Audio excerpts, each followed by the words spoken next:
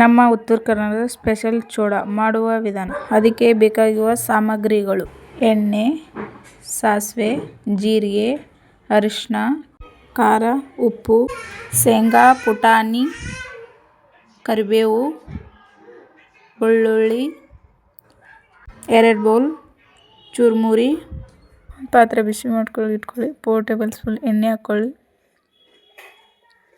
ಎಣ್ಣೆ ಕಾದ್ಮೇಲೆ ಅರ್ಧ ಸ್ಪೂನ್ ಸಾಸಿವೆ, ಅರ್ಧ ಸ್ಪೂನ್ ಜೀರಿಗೆ, 1 ಸ್ಪೂನ್ ಬೆಳ್ಳುಳ್ಳಿ, ಹಿಡಿಗೆ ತಕ್ಕಷ್ಟು ಕರಿಬೇವು, 2 ಟೇಬಲ್ ಸ್ಪೂನ್ ಶೇಂಗಾ,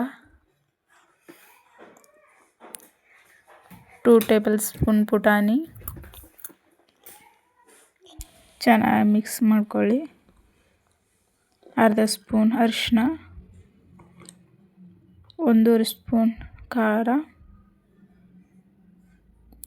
ಚೆನ್ನಾಗಿ ಮತ್ತೆ ಮಿಕ್ಸ್ ಮಾಡ್ಕೊಳ್ಳಿ. ಆಮೇಲೆ ಉಪ್ಪು, ರುಚಿಗೆ ತಕ್ಕಷ್ಟು. ಒಗ್ಗರಣೆಯನ್ನು ಚುರುಮುರಿಯಲ್ಲಿ ಹಾಕಿ ಚೆನ್ನಾಗಿ ಮಿಕ್ಸ್ ಮಾಡಿ.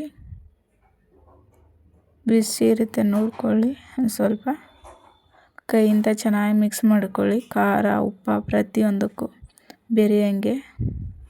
ಮಧ್ಯೆ ನನ್ನ ಮಗಳು ಕೈ ಹಾಕೊಂಡು ತಿಂತಾ ಇದ್ಲು ಬಂದು. ಬನ್ನಿ ಇವಾಗ ಸರ್ವ್ ಮಾಡೋಣ. ಹೇಗಾಗಿದೆ ಅಂತ ನೋಡೋಣ. ಚಿಕ್ಕ ಕಟ್ ಮಾಡ್ಕೊಂಡು ಇಟ್ಕೊಂಡಂಥ ಈರುಳ್ಳಿ ಹಾಕ್ಕೊಳ್ಳೋಣ. ಆಮೇಲೆ ಚಕ್ಲಿ ಇಟ್ಕೊಳ್ಳೋಣ. ಬಿಸಿ ಬೋಂಡಾ ಜೊತೆ ತಿಂತಾಯಿದ್ರೆ ತುಂಬ ಚೆನ್ನಾಗಿರುತ್ತೆ. Like, subscribe, bell icon click ಮಾಡಿ ಸಪೋರ್ಟ್ ಮಾಡಿ.